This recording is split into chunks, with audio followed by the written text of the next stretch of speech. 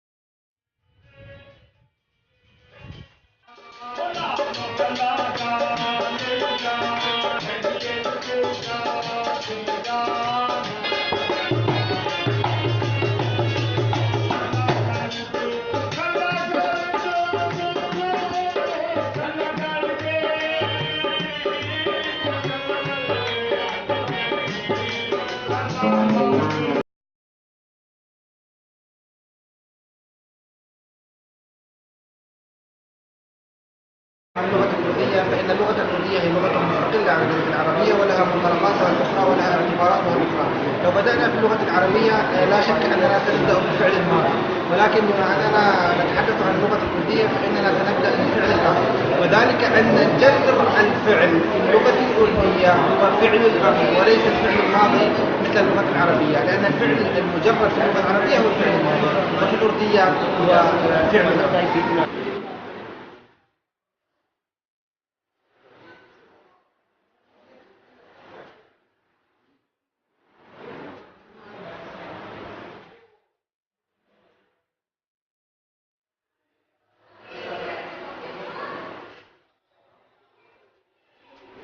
فتعلمنا سابقا أن المصدر في اللغة الأردية يتم بإضافة جذر الفعل وإضافة إلى نا. مثلا إذا أردنا أن نقول يكتب أو الكتابة نقول ليكنا وهي مصدر الفعل كتب ليكنا، فيكون جذر الفعل هو بحذفنا ليك بحذفنا يتكون لدينا جذر الفعل، وجذر الفعل هذا هو فعل الأمر. جذر الفعل هذا هو فعل الأمر، وبدأنا بفعل الأمر لأنه يعني يتخصص بضميرين فقط، هو ضمير المتكلم وضمير المخاطب. يعني هو يكون موجه من المتكلم إلى المخاطب فقط. مي للمفرد، هم للمذكر، موجه الأمر للمخاطب توم. فعندنا إذن جهة واحدة للخطاب من المتكلم إلى المخاطب. هذا بالنسبة للأمر المباشر. نحن الآن سنتحدث عن فعل الأمر المباشر، وفي نهاية الحلقة سنتحدث عن فعل الأمر غير المباشر، وهو يختلف بس شيئا قليل عن فعل الأمر المباشر. فنتابع.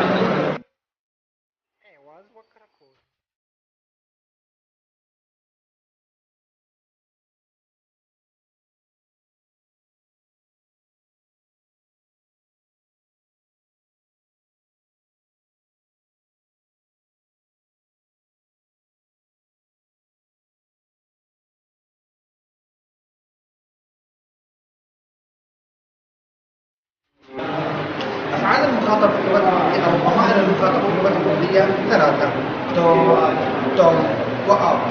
تو تستخدم للطبقة الدنيا، يعني لمن هو أدنى للخطاب غير الرسمي، للزجر لغير ذلك. وعندنا توم لمن هو في مستواه للخطاب العادي. وأب تستخدم للخطاب المحترم، يعني بمعنى حضرتك. أب تعني حضرتك، سعادتك، سيادتك، وهكذا. فنحن الآن سنتحدث عن تو، وهو الفعل الأساسي. تو لأن أن الجذر للفعل في فعل الأمر يستخدم مع تو حصرا تو. فإذا أردنا أن نقول اذهب، جلنا الذهاب، جل أصلها بحذفنا تصبح لدينا جل. جل معنى اذهب، لكن هذه تستخدم مع تو حصرا تو جل تو جل.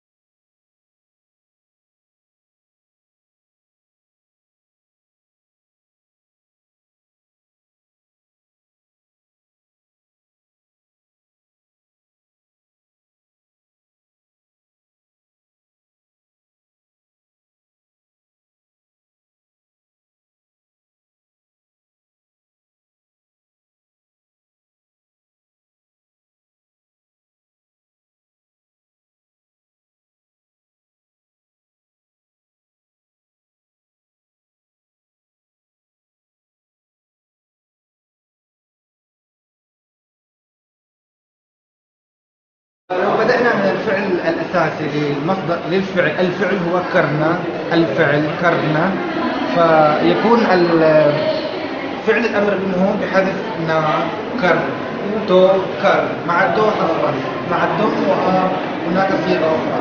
الآن نقول مع تو كر بحذف نا فقط في تجريد الفعل والعودة إلى جذر الفعل. يتكون لدينا فعل الأمر مع تو كر. فإذا أردنا أن نقول مثلا كن هو من فعل الحصول، هنا الحصول، هنا الحصول، هوتا يحصل. فإذا أردت أن تقول كن شريفا، هو تقول فقط تحدث نا من هنا تصبح هو شريف. أيضا معلش أخذنا المصدر أيضا سيكنا التعلم. فإذا أردت أن تقول تعلم أنت ولكن تقولها بنوع من غير الاحترام بطريقة فضة تأمر إنسانا، تقول توسيك روح تعلم، يعني تعلم توسيك تو، لأنها دائما تستخدم للأمر غير المحترم. توسيك تو جل تو كر تو هو. لو قلنا عن الزواج شاهدنا هذا مشهد عن الزواج. الزواج في الأردو هو شادي. وإذا أردت أن تقول لرجل ما تزوج، اذهب تزوج، يعني الزواج بشكل عام شادي كرنا، يتزوج فعل الزواج شادي كرنا. وإذا أردت أن تقول له اذهب تزوج تقول له توم شادي كر تو شادي كرنا.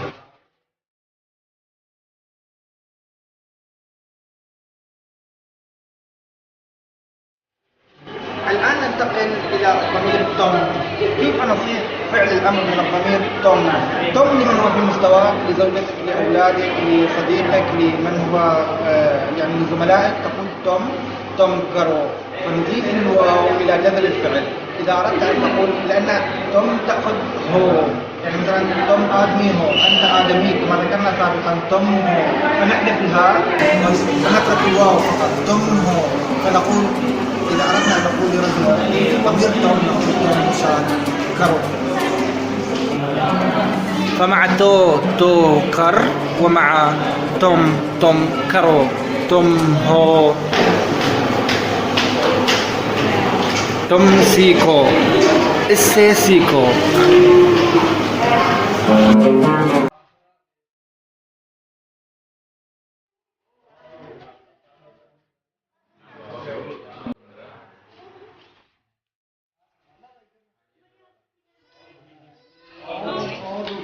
العرب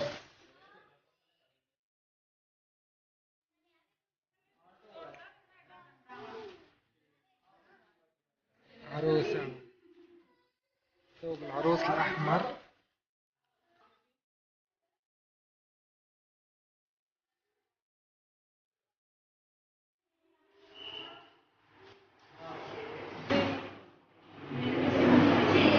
यार पानी दे दो, पानी दे दो, तुम पानी दे दो، يعني أعطني ماء.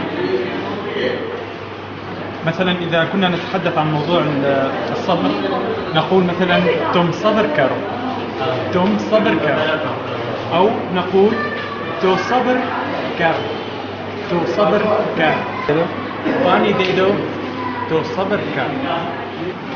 شو يعني يصنع؟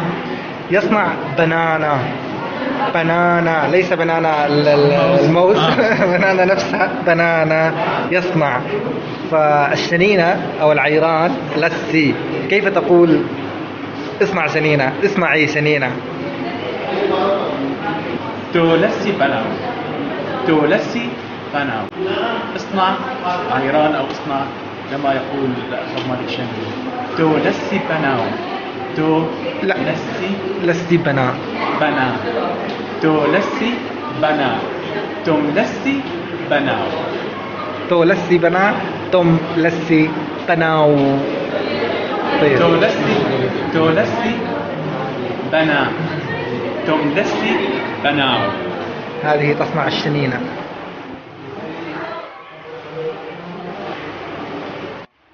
درويش بنجاو.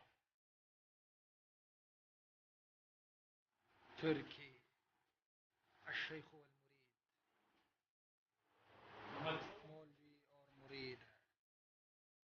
تصوير بناو، تصوير بناو مالك، تصوير بناو. हे आप दोनों क्या कर रहे हैं? गलत है ना?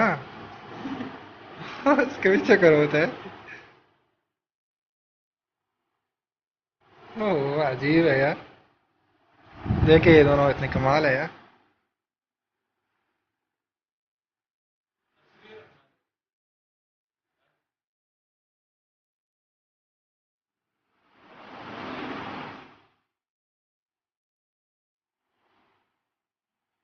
علقتها عرضا وعلقت رجلا غيري وعلق أخرى غيرها الرجل.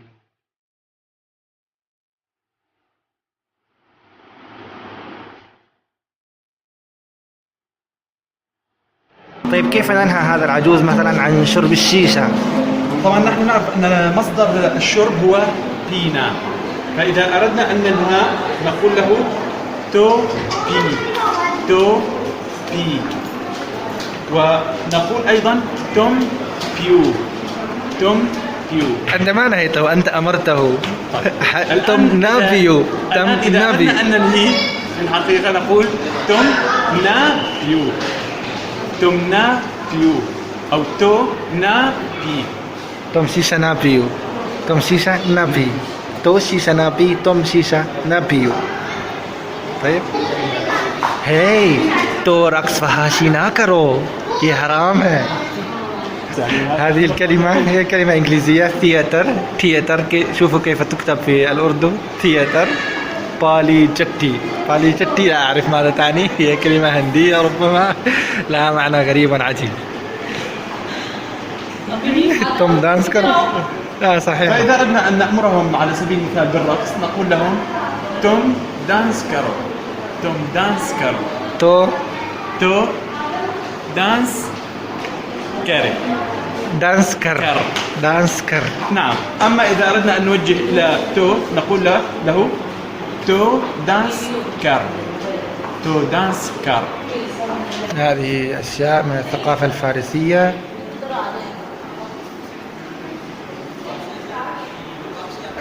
أيام كسرى.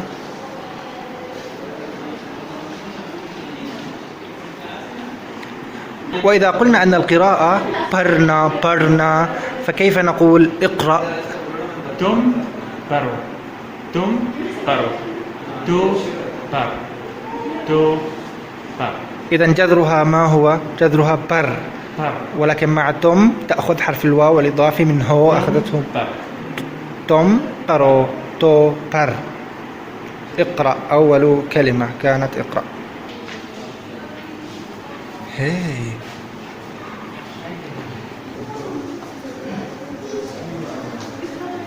خمسة جاتوشي دروازة كله، دروازة كله، دروازة كله، دروازة الباب،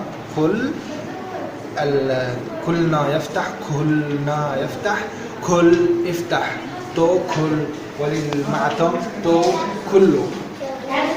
يلا. هذا فن فنون زخرفة الشاحنات، طبعا هذا فن بشكل كبير ويسمى هذا الفن شمقبتي، هو فن تزيين الشاحنات.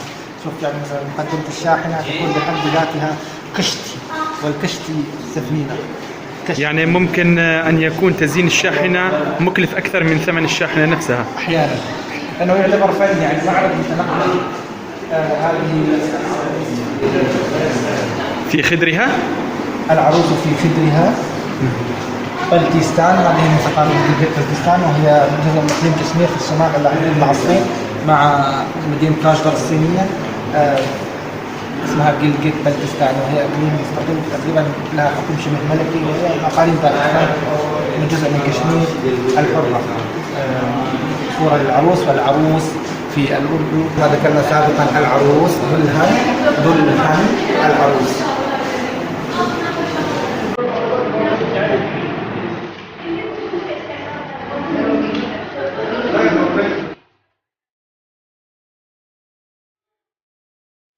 चाय बनाते हैं, चाय बनाओ।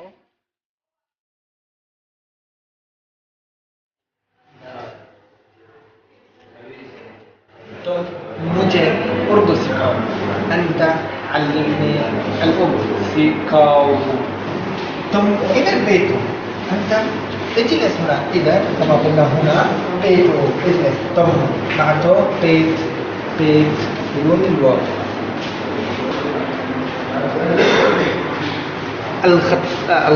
الخط الجميل، يعني حسن الخط يقولون خش خطي، الخش الجميل خطي، يقولون خش خطي الخط الجميل. तुम खुश खत्ती लिखो, اكتب بخط جميل. तुम खुश खत्ती हो, ये खुश खत्ती लिखो. दाढ़ी هي اللحية، داري ولا مولوي؟ الشيخ صاحب اللحية، داري ولا مولوي؟ داري ولا مولوي؟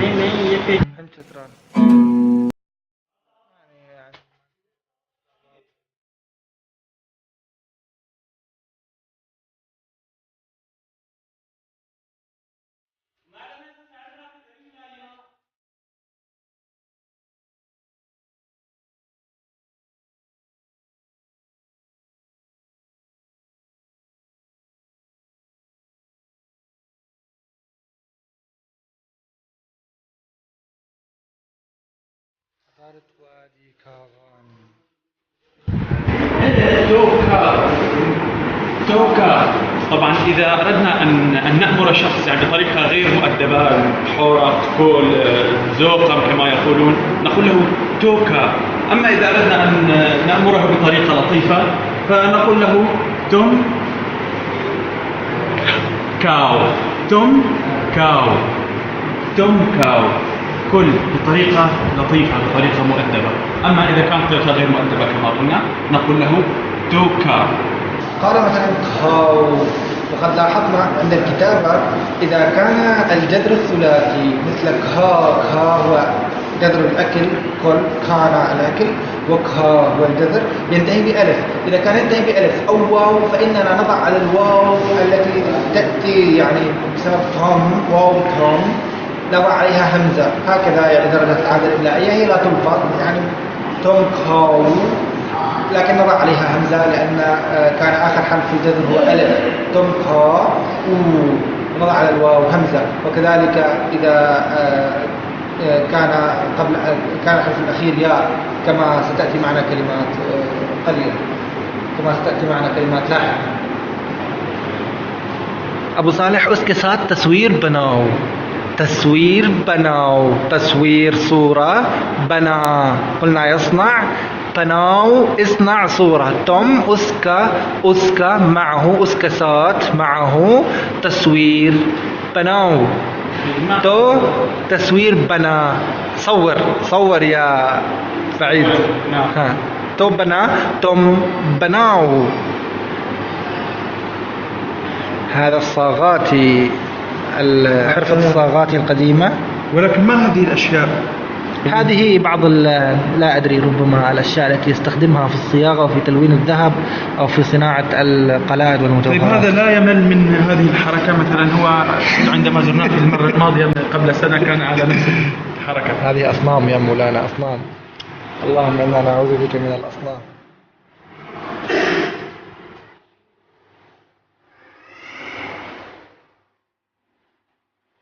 तो इधर कुर्सी पर बैठो, कुर्सी पर बैठो, كرسي بيتو اجلس على الكرسي. कुर्सी पर على कुर्सी पर बैठो اجلس على كرسي بر بيتو اجلس على الكرسي. اجلس على الكرسي. بيتو. أتو أتنا الوقوف، النهوض. أتنا فأتو قف. تو يعني انتظر، وقف كما نقول ببهدلة يعني أو بزجر. وقف وإذا أردت أن تقول له قف عادية تقول أتو. الشيخ خيمة في أنبر أتودي.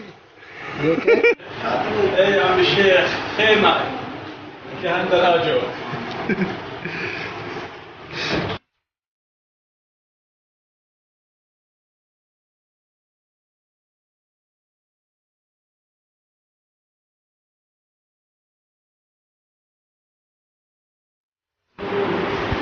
أبو صالح بإيش ملتهي؟ عمي أبو صالح كوتش جواب دو يعني على الأقل أجب أي جواب، أعطني أي جواب. جواب موصول نهي. لا يرد. كوتش أي جواب دو، أعطني أي جواب.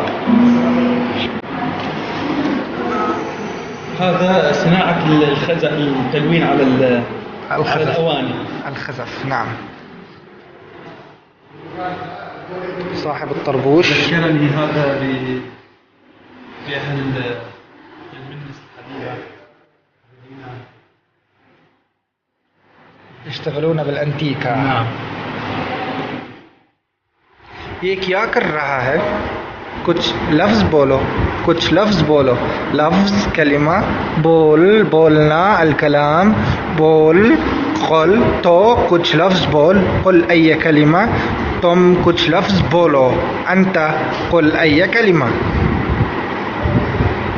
लफ्ज़ बोलो. ज़बरदस्त.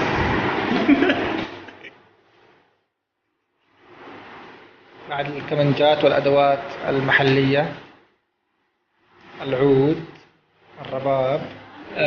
طبعا الشاعر خسرو عاش في عام 1700 ربما، في القرن السابع عشر، وهو من شعراء 1718، وهو من الشعراء المشهورين في شبه القارة الهندية، وكان أحد شعراء الأردو الكبار، وهذا تمثال له أمير خسرو.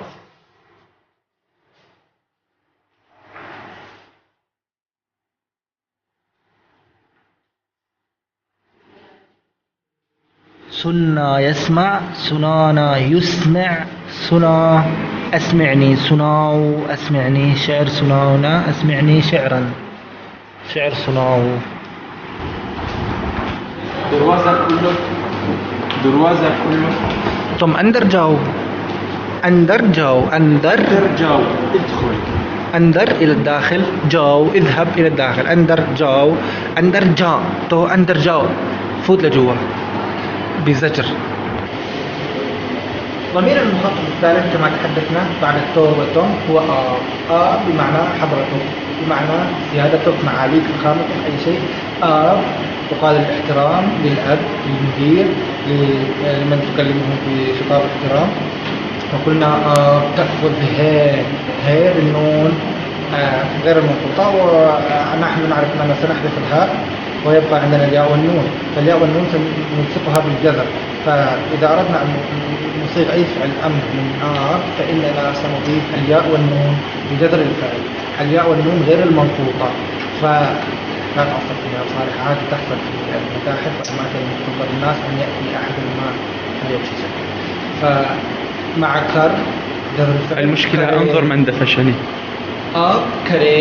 كري الياء ونون الغنة غير مربوطة. آب كري، تم كر، تم كرو، تو كر، آب كري، تو كر، تم كرو، آب كري. إذا أردت أن تقول له لتخف من الله تعالى، لأن مع آب لا يصح أن نسميه فعل أمر، هو فعل طلب على صيغة الأمر، لأنك تطلب من هو أعلى منك، فهو فعل طلب. فتقول له الله سيدري، خف من لتخف من الله تعالى، لتخف من الله. الله سي من الله، درنا الخوف، درنا الخوف، در هو فعل الأمر، تو در خف، اتق الله، تو در، الله سيدر، الله سيدرو، تم الله سيدرو، آب الله سيدري، دري في صيغة معدلة.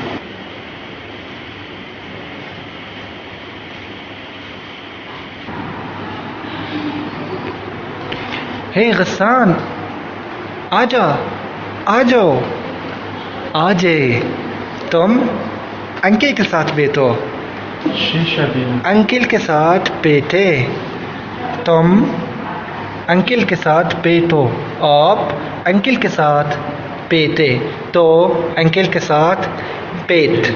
ويمكن أن تقول بيت كر، تلحق بها كر للتأكيد، بيت كر، افعل الجلوس. हे बच्चा, मुझे चाय दे दो, तुम चाय बनाओ, चाय बनाओ, इस्ना चाय, चाय बनाओ, तो चाय बनाओ, चीनी अलग، चाय बनाए، बनाए. وكما قلنا أن بنا تنتهي بألف، فإننا نضيف لها اي ونضيف لها همزة بعد الألف. चाय बनाए، चाय बनाए, तो चाय बनाओ, चीनी अलग, तो चाय बना, तुम चाय बनाओ, चाय बनाए. चीनी अलग يعني السكر منفصل، لا تحط سكر. आज ये देखो, देखो انظر, ये देखो ना, तो ये देख, तुम ये देखो, ये देखे, तुम ये देखो, आप ये देखे. انظر إلى هذا.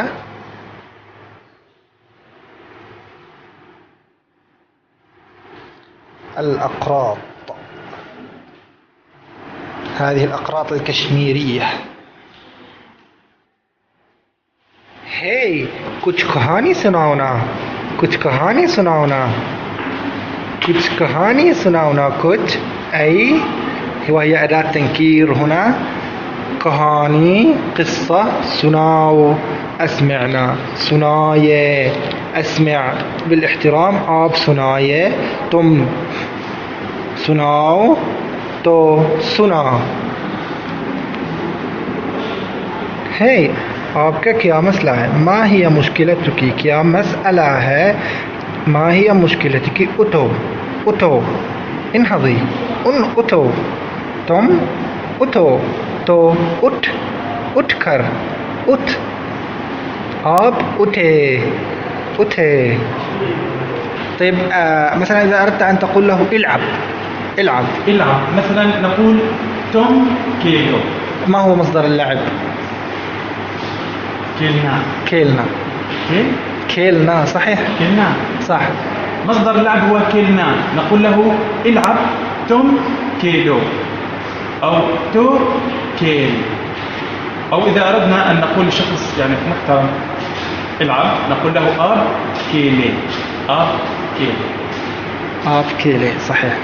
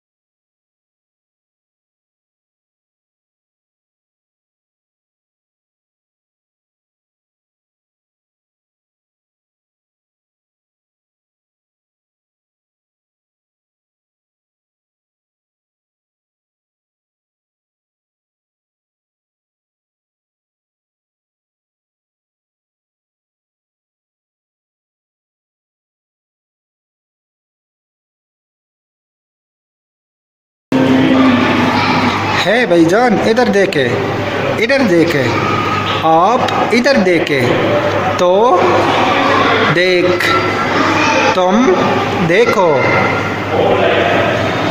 वो नहीं देखते हैं. يعني هن بشتو ولا البلوج أيضا يعني بيسووها. هذا شو عم تسوي؟ يعني كمان نوع من أنواع النحت على الرخام، تصميم شواهد القبور وهكذا. هذا النحت على الخزف.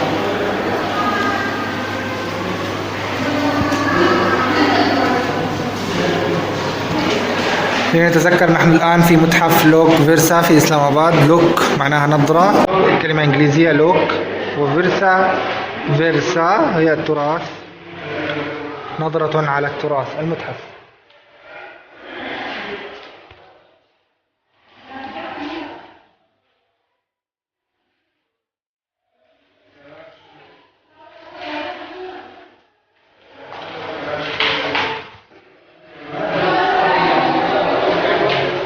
وقبل أن نختم معكم هذه الحلقة سنعطيكم وظيفة، لأن هذا المستوى لا بد فيه من التفاعل، لا بد فيه من العمل، لا بد فيه من إكمال العقد. سنعطيكم وظيفة للحلقة الأخرى. من شاهد الحلقة فليكتب هذه الوظيفة في التعليقات، سواء على يوتيوب أو على فيسبوك أو على صفحاتنا المنتجة، أو يرسلها برسالة إلى بريد الصفحة.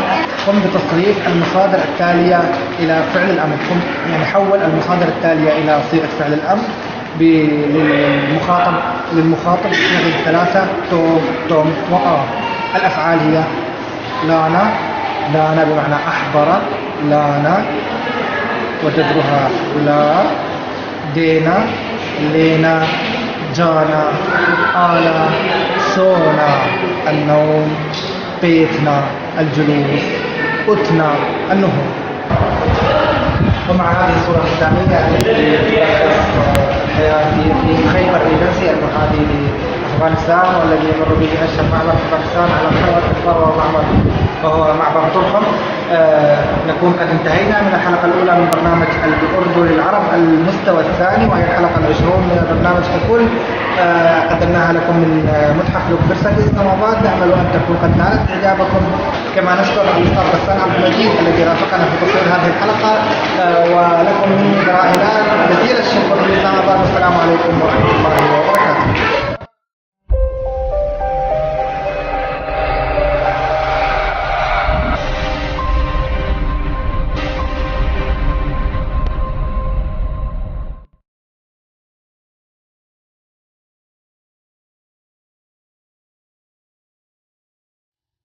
تعلمنا سابقا أن المصدر في اللغة الأردية يتم بإضافة جذر الفعل بالإضافة إلى نا. فإذا أردنا أن نقول يكتب أو الكتابة ليكنا، وهي مصدر الفعل كتب ليكنا، فيكون جذر الفعل هو بحذف نا.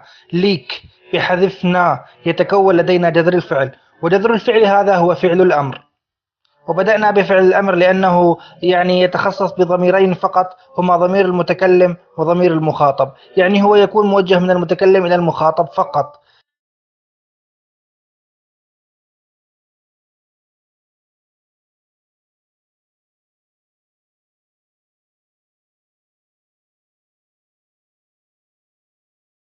مي للمفرد، هم للجمع. موجه للأمر للمخاطب تو وتم. فعندنا إذن جهة واحدة للخطاب من المتكلم إلى المخاطب. هذا بالنسبة للأمر المباشر، ونحن هنا نتحدث عن فعل الأمر المباشر. وفي نهاية الحلقة سنتحدث عن فعل الأمر غير المباشر، وهو يختلف شيئا قليلا عن فعل الأمر المباشر. فلنتابع.